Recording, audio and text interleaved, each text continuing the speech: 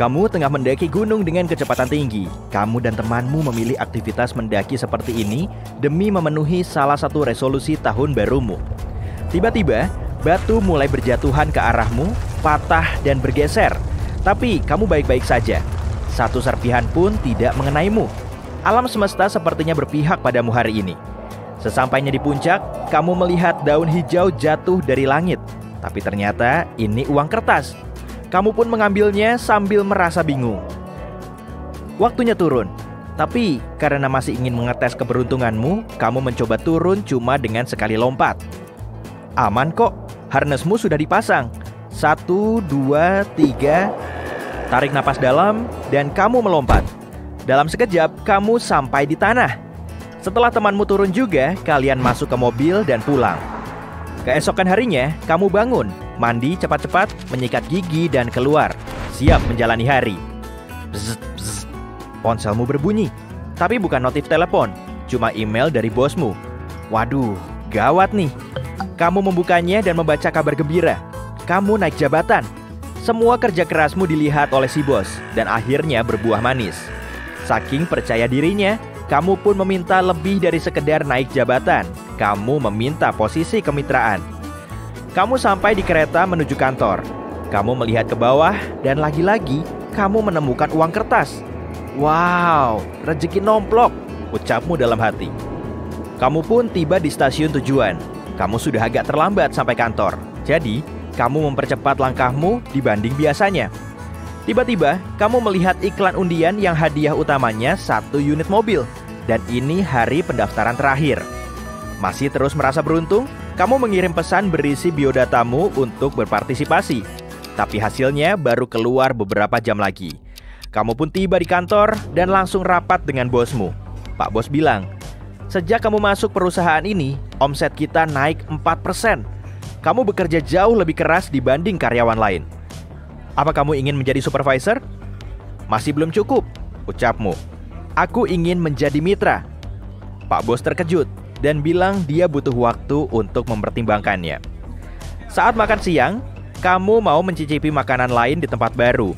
Waktu menunggu di persimpangan jalan, kamu melihat seorang perempuan yang memakai earphone hendak menyeberang jalan saat lampunya masih hijau. Tiba-tiba, kamu melihat mobil mengebut, tapi perempuan itu tidak sadar. Kamu menghampiri dan menariknya mundur secepat mungkin. Aku Meidi, ucapnya. Dia punya mata hijau terindah yang pernah kamu lihat, dan dia mengajakmu makan siang untuk berterima kasih. Kalian pun pergi ke restoran yang ingin kamu kunjungi. Lalu dia merekomendasikan double beef cheeseburger. Sudah lama kamu tidak makan makanan seenak ini. Sebelum berpisah, dia memberimu kartu namanya. Ternyata dia dokter gigi. Meidi juga menawarimu sesi pembersihan gigi profesional, gratis. Boleh juga. Kalian pun menentukan tanggal. Bzz. Tiba-tiba, nomor tidak dikenal meneleponmu, tapi kamu mengangkatnya. Ini telepon dari penyelenggara undian. Kabar bagus, mereka memilihmu sebagai pemenang mobil tadi. Tepat setelah menutup telepon, satu panggilan lain masuk. Yang ini dari bosmu, dan dia ingin segera menemuimu. Saat berjalan ke kantor, semua teman-temanmu sudah menunggu. Kamu tidak berharap banyak, tapi Pak Bos bilang, "Selamat, kamu menjadi mitra baru kami. Mulai besok, kamu akan punya ruangan sendiri." Jam pun menunjukkan pukul 6 sore, waktunya pulang. Kamu punya mobil baru dan jabatan baru, tapi yang membuatmu paling semangat? Meidi. Sebelum malam makin larut, kamu mencoba melangkah lebih jauh. Kamu menelepon dan mengajaknya berkencan malam ini. 2 jam berselang, kamu tiba di rumahnya berdandan rapi dengan jas baru yang kamu dapatkan dari uang hasil nemu. Gaunnya juga tak kalah memukau. Dia bilang, dia cuma ingin memakainya untuk acara spesial seperti ini. Jam sudah menunjukkan pukul 11 malam. Kamu pun mengantar Meidi pulang.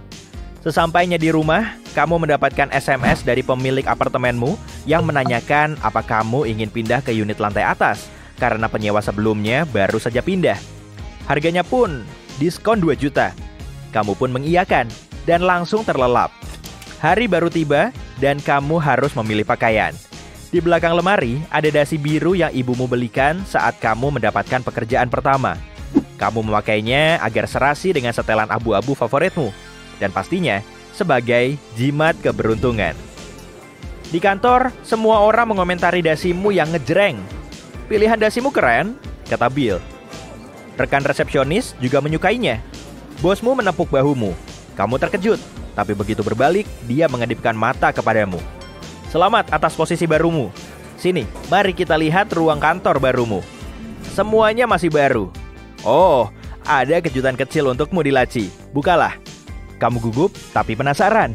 Kamu menelan ludah sebelum membukanya. Dan bukan cuma hadiah, tapi juga ada secarik surat. Kamu langsung membuka kotaknya. Isinya arloji emas. Dan di suratnya, semua mitra yang lain menyambut kedatanganmu dalam tim. Waktu berjalan super cepat, dan matahari sudah terbenam. Saking sibuknya rapat, kamu sampai tidak sempat mengecek ponsel. Ada 2 pesan. Telepon aku, Meidi. Dan sebelum sempat berkedip, kamu langsung meneleponnya. Dia mengajakmu makan malam. Kamu setuju, jadi kamu memesan tempat untuk malam ini. Potongan rambutmu sudah lama tidak diurus, dan karena mau membuat Meidi terkesan, sudah saatnya dirapikan. Di tempat tukang cukur, kamu duduk di kursi dan berkata, kayak biasa, pendekin aja dan rapihin jenggotku sedikit. Begitu selesai, si tukang cukur bilang, yang ini gratis sebagai hadiah potong rambut ke-30mu di sini. Kamu berterima kasih dan langsung meluncur menemui Meidi. Saat berjalan ke restoran, kamu melihat temanmu, Miko, sedang berjalan pulang. Kamu menyapanya dan dia bilang sedang ingin membuang TV 50 incinya. Kalau mau ambil aja. Tentu saja, jawabmu. Pas sekali untuk unit apartemen barumu. Kamu pamit dan berjalan cepat ke restoran. Antusiasmu bertemu Meidi terlihat jelas dari ekspresimu. Senyum lebar di wajahmu tak kunjung luntur. Tinggal beberapa meter lagi dan kamu melihat ada toko mau gulung tikar. Semuanya setengah harga. Kamu melihat arloji barumu dan kamu masih punya sekitar 20 menit untuk mampir ke toko itu.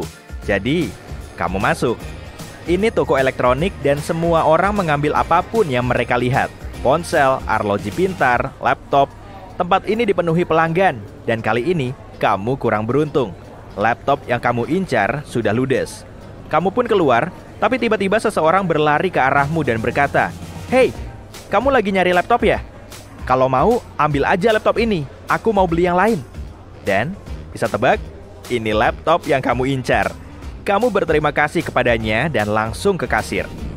Lalu, kamu mampir ke toko bunga untuk memilih bunga dahlia hijau yang serasi dengan kedua mata Meidi. Saat akhirnya tiba di restoran, kamu tersadar.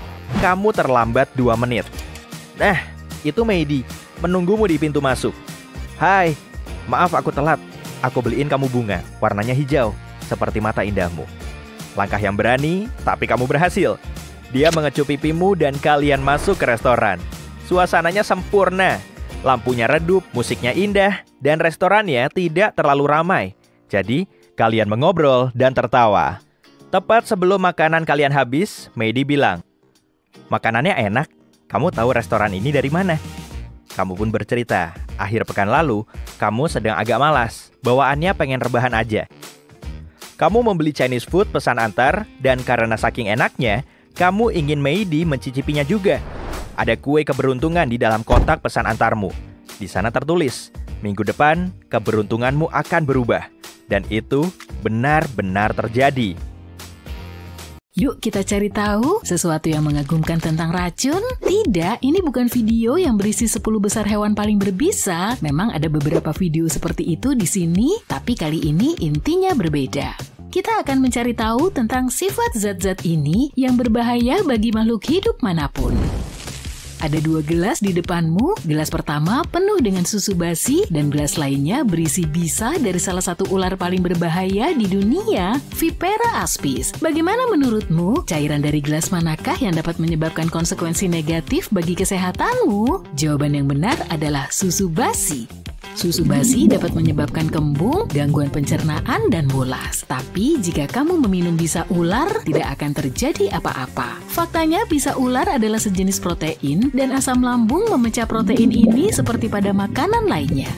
Toksin yang terkandung dalam racun hanya berbahaya jika bersentuhan dengan darah. Oleh karena itu, jika kamu ada luka di mulut atau perut, maka kamu akan mengalami masalah. Tapi selama racun tersebut tidak bersentuhan dengan sistem peredaran darah, kamu nggak perlu khawatir. Tapi tidak selalu seperti itu sih. Beberapa hewan mengeluarkan racun yang dapat menembus tubuhmu hanya dengan kontak fisik sekecil apapun. Tapi binatang berbisa harus mengantarkan zat berbahaya ini ke dalam darahmu. Dan omong-omong, inilah perbedaan antara beracun dan berbisa. Dikatakan beracun adalah saat hewan mampu meracunimu secara pasif, misalnya jika kamu menyentuhnya. Hewan tersebut tidak melakukan apa-apa dan racunnya dilepaskan dari tubuhnya secara konstan. Katak panah beracun cuma nongkrong di hutan Amerika Selatan dan tidak menyerang siapapun, tapi semua orang takut menyentuhnya karena kulitnya mengeluarkan salah satu racun paling berbahaya di bumi. Partikel-partikel toksin yang terkandung dalam racun hewan ini sangat kecil, sehingga mudah masuk ke dalam pori-pori kulit kita dan menyebabkan reaksi yang hebat di dalam tubuh. Tapi hewan berbisa memiliki partikel racun yang lebih besar yang dapat masuk ke dalam tubuh hanya melalui suntikan. Hewan berbisa menggigit dan menyengat untuk menyalurkan racunnya ke dalam darah. Ular berbisa, tawon, laba-laba, dan makhluk lainnya menggunakan bisa untuk menyerang mangsanya. Katak beracun atau ikan yang kulitnya mengandung racun menggunakan toksin untuk mempertahankan diri. Itulah perbedaannya. Salah satu makhluk paling berbisa di dunia adalah ubur-ubur kotak. Saat menyengat, ubur-ubur ini menyuntikkan bisa yang sangat kuat ke dalam tubuh musuhnya yang mampu mempengaruhi sistem saraf dan sel-sel kulit. Ubur-ubur ini tidak hanya berbahaya bagi makhluk laut, tapi bagi manusia juga. Toksinnya bekerja dengan cepat dan dapat menyebabkan masalah kesehatan yang serius dalam hitungan menit. Salah satu makhluk paling beracun di dunia selain katak panah beracun adalah ikan buntal. Iya, makanan lezat Jepang yang terkenal itu. Banyak yang mungkin pernah mendengar bahwa jika juru masak salah menyiapkan ikan ini bisa menjadi beracun bahkan setelah dipanaskan. Toksik ikan ini 1000 kali lebih kuat daripada sianida. Jumlah racun di dalam satu ekor ikan buntal mengandung toksin yang cukup untuk mencelakakan puluhan orang. Ketika merasakan adanya bahaya, ikan buntal akan menelan banyak udara bersama dengan air dan ukurannya pun membesar. Dalam kondisi ini, duri-durinya yang mengandung racun menjadi lebih berbahaya, jadi jangan pernah menyentuh ikan ini kalau kamu melihatnya di laut ya. Ada lagi jenis penggunaan racun yang lain, ini disebut kompetisi intraspesifik. Kamu bisa menemukannya pada mamalia berbisa seperti Platypus australia. Ada jarum-jarum kecil di telapak kaki hewan ini yang mengeluarkan racun. Platypus dapat melumpuhkan lawannya dengan satu tendangan, tapi hewan ini juga menggunakan racun selama kompetisi kawin. Tubuhnya meningkatkan sifat racun untuk mengalahkan pesaing selama memperebutkan betina. Dua pejantan berjuang untuk melemahkan satu sama lain. Pejantan yang racunnya lebih efektif akan memenangkan pertarungan. Beberapa hewan harus menggigit dan menyengat untuk menggunakan bisanya, sementara hewan lainnya hanya menunggu sentuhan orang lain. Tapi gimana dengan makhluk kecil yang melepaskan racunnya seperti anak panah ini? Perkenalkan siput kerucut, dia bersembunyi di dalam rumahnya dan menunggu ikan kecil berenang mendekat. Kemudian, dia melepaskan tombak beracun dari belalainya dan melumpuhkan ikan tersebut. Kemudian siput menelan mangsanya secara utuh seperti seekor anakonda. Bisa dari hewan kecil ini juga berbahaya bagi manusia karena menyebabkan masalah parah pada pernapasan, penglihatan, dan masalah lainnya. Namun begitu, zat yang terkandung dalam bisa siput kerucut juga bisa digunakan dokter untuk membuat analgesik yang kuat. Dan ini bukan satu-satunya kasus saat bisa hewan digunakan dalam pengobatan. Kadal beracun yang disebut monster gila melepaskan neurotoksin yang diproduksi di kelenjar ludahnya saat menggigit. Karena bisa ini, gigitan hewan ini dianggap sebagai salah satu gigitan hewan yang paling menyakitkan di dunia. Orang-orang yang pernah diserang monster gila mengatakan bahwa mereka mengalami perasaan seolah-olah lahar panas mengalir melalui pembuluh darah. Namun, bisa yang mengerikan itu bisa berguna bagi manusia loh. Para ilmuwan telah menemukan hormon di dalamnya yang secara efektif dapat mengobati diabetes. Beberapa racun bisa menyebabkan kelumpuhan otot, racun lain dapat menyebabkan masalah pernapasan, dan yang lainnya meningkatkan tekanan darah. Kenapa beda-beda ya? Semua perbedaan ini bergantung pada mangsa yang diburu oleh hewan berbisa. Contohnya, sebagian besar ular berbisa memangsa mamalia kecil yang memiliki metabolisme cepat. Oleh karena itu, reptil mengembangkan bisa yang mengganggu pembekuan darah sehingga terwelu yang berlari cepat bisa langsung kehilangan kendali atas tubuhnya. Namun demikian, bagi hewan berdarah dingin, siasat seperti itu kurang efektif. Itulah sebabnya beberapa jenis ular kobra menghasilkan racun neurotoksik yang dapat menghentikan transmisi di dalam sistem saraf. Zat tersebut secara efektif menyerang organisme makhluk berdarah dingin. Semua ini menunjukkan bahwa makhluk berbisa dan beracun mengadaptasi toksinnya tergantung pada habitatnya. Itulah sebabnya racun dari spesies yang sama bisa sangat berbeda. Jika ular berbisa menggigitmu di satu wilayah di sebuah negara besar, penawar racun dari wilayah lain mungkin tidak akan membantumu.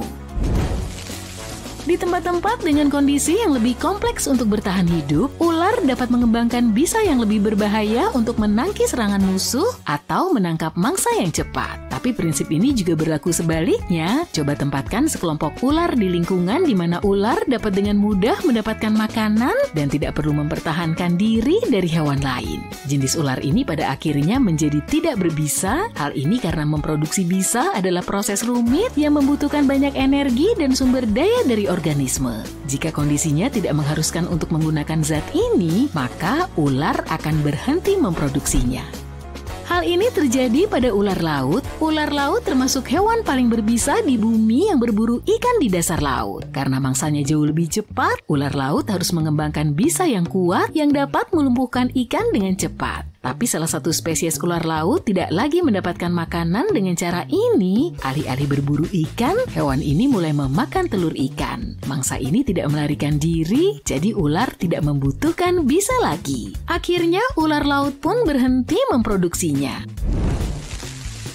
Menurutmu, berapa banyak hewan di planet ini yang beracun dan berbisa? Berdasarkan perhitungan para ilmuwan, ada sekitar 15 hingga 20%. Tapi kemungkinan besar, angka ini jauh lebih tinggi karena manusia belum sepenuhnya mempelajari semua keanekaragaman hayati makhluk tersebut. Menariknya, ada jenis hewan yang beracun atau berbisa di hampir setiap spesies hewan. Bahkan di antara mamalia, platypus bukanlah satu-satunya makhluk berbisa.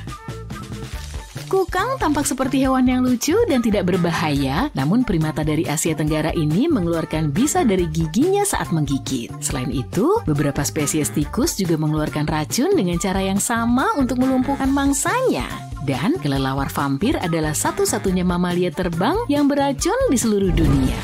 Oke, sekarang ini ada banyak sekali hewan beracun dan berbisa. Tapi bagaimana di masa lalu?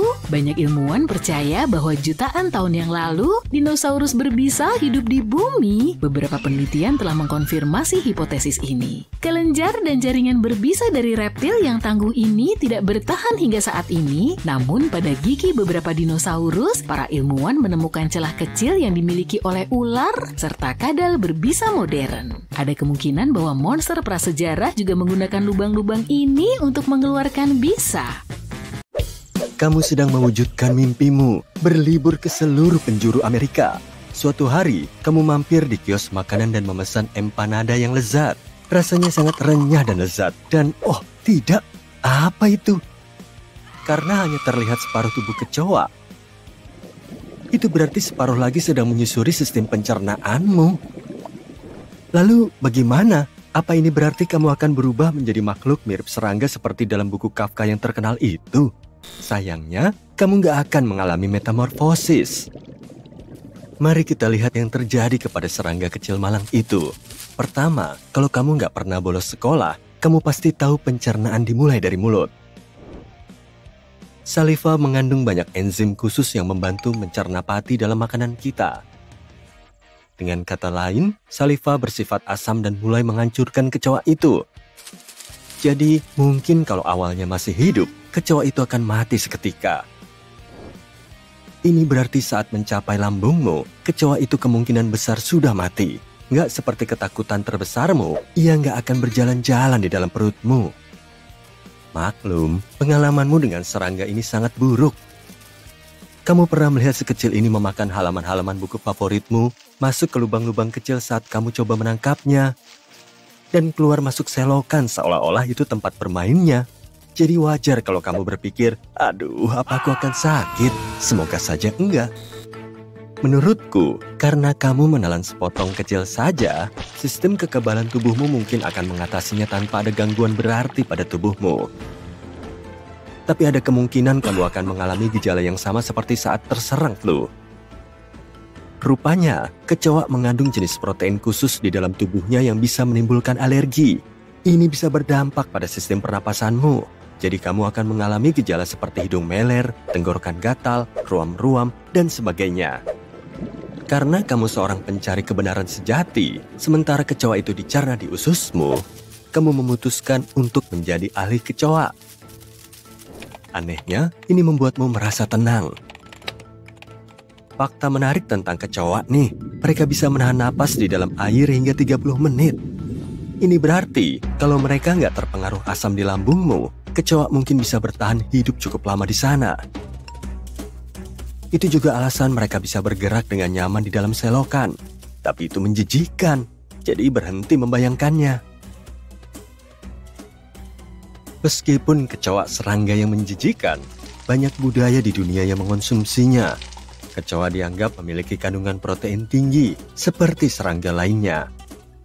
Tapi kecoa yang bisa ditemukan di pasar-pasar makanan besar nggak diambil dari jalanan, melainkan lahir dan dibesarkan di peternakan kecoa. Maksudku, bisakah kamu membayangkannya? Kecoa ini populer karena harganya murah dan bisa diternakan dalam jumlah banyak sekaligus. Sebagai catatan, tahukah kamu kalau kamu menelan kecoa? Itu sama seperti menelan dinosaurus. Mereka memang bukan dinosaurus, tapi kecoa adalah makhluk pertama dan satu-satunya yang ditemukan hidup di gua-gua sebelum dinosaurus punah, sekitar 60 juta tahun lalu. Jadi, lain kali kalau ditanya soal makanan favoritmu, mungkin kamu bisa menjawab empanada prasejarah yang pernah kumakan saat berkeliling dunia. Setelah beberapa jam, kamu akan mengingat pengalamanmu dari sudut pandang berbeda. Siapa sangka kamu gak trauma menelan kecoa hidup, tapi justru ingin lebih akrab dengan spesies ini? Saat menyusuri jalan, kamu melihat beberapa kecoa berseliweran dan bahkan memutuskan untuk menamainya. Contohnya, kecoa yang satu ini bernama Angkor. Ia bayi kecoa. Kamu baru tahu kecoa yang baru berumur 1 hari sudah bisa berlari secepat induknya. Tapi yang mengejutkan, ada lebih dari 4.000 spesies kecoa di seluruh dunia. Benar-benar gak disangka. Kamu memposting semua tentang perjalanan emosionalmu dengan kecoa di media sosial. Dan banyak orang tampaknya punya pendapat sendiri tentang yang mungkin terjadi padamu. Tapi mereka semua salah. Sudah lebih dari 8 jam berlalu. Dan separuh dari kecoa yang kamu telan mungkin sudah diserap oleh tubuhmu. Saat itulah teleponmu berdering. Dan Peter, seorang teman dekatmu, panik meneleponmu. Astaga, aku sedang tidur dengan mulut terbuka dan sepertinya aku baru saja menelan laba-laba, katanya. Sayangnya, akhir dari cerita ini bukanlah dia menjadi Spider-Man berikutnya. Ada mitos populer yang mulai disebarkan seseorang beberapa tahun lalu bahwa manusia biasanya menelan 450 gram laba-laba saat tidur selama hidupnya. Tapi itu nggak benar. Sangat sulit bagi manusia untuk menelan laba-laba tanpa sengaja. Alasan utama untuk hal ini berkaitan dengan laba-laba itu sendiri. Manusia adalah makhluk yang sangat besar dan seringkali laba-laba melihat kita sebagai bagian dari lanskap. Sama seperti sofa, tangga, atau perabot. Kedua, jika mereka berada cukup dekat dengan kita, suara yang kita keluarkan saat tidur akan membuat mereka takut. Dengkuran dan bahkan napas kita bergetar secara intens, dan ini cukup untuk menjauhkan laba-laba dari kita. Hanya sejumlah kecil spesies laba-laba yang berbagi rumah dengan kita, kecuali kalau kamu tinggal di Australia tentunya. Laba-laba biasanya tinggal di sudut-sudut yang sunyi dan gak terlalu mengganggu kita. Selain itu, kita hampir gak pernah menelan saat tidur. Rata-rata manusia menghabiskan waktu cukup lama dalam periode tidur tanpa menelan. Jeda waktu antara satu kali menelan dan menelan lagi membuat laba-laba yang sangat kecil itu sudah jauh dari mulut Peter. Sepertinya dia hanya ingin cerita yang sama hebohnya dengan ceritamu untuk dibagikan online. Tapi ada sebuah plot twist. Bagaimana kalau yang terjadi kepadamu adalah sebaliknya? Maksudku, Bagaimana kalau kamu ditelan oleh kecoa hidup? Iya, aku tahu yang kamu pikirkan. Hal ini hanya mungkin terjadi dalam cerita Harry Potter atau film fiksi ilmiah konyol. Tapi sabar dulu. Ukuran tubuhmu menyusut hingga pandanganmu didominasi oleh hewan yang sangat besar ini. Dari tempatmu berdiri, kamu bisa melihat kaki-kakinya yang berbulu dan astaga, itu seperti gigi-gigi yang aneh. Di matanya, kamu mungkin hanyalah serangga biasa yang termasuk dalam pilihan menu makanannya. Sayangnya, kecoa akan memakan apa saja yang mereka temukan. Kecoa itu semakin mendekat. Setiap kali ia menggerakkan kakinya, lantai di bawahmu bergetar. Kamu mencoba berlari, tapi ia berlari lebih cepat darimu. Dan astaga, kamu baru saja ditelan oleh hewan ini. Lihat sekelilingmu, gelap, lembab, dan bau. Di sebelah kananmu ada sesuatu yang tampak seperti sepotong kue buah. Di sebelah kiri ada serangga yang sudah mati. Kamu mulai merasa kekurangan udara segar, tapi berhasil menghirup sedikit oksigen saat kecoa itu membuka mulutnya untuk memakan makanan lain. Saluran pencernaannya terlihat cukup besar, dan dari ukurannya, kamu mencoba mencari tahu seberapa besar kecoa ini.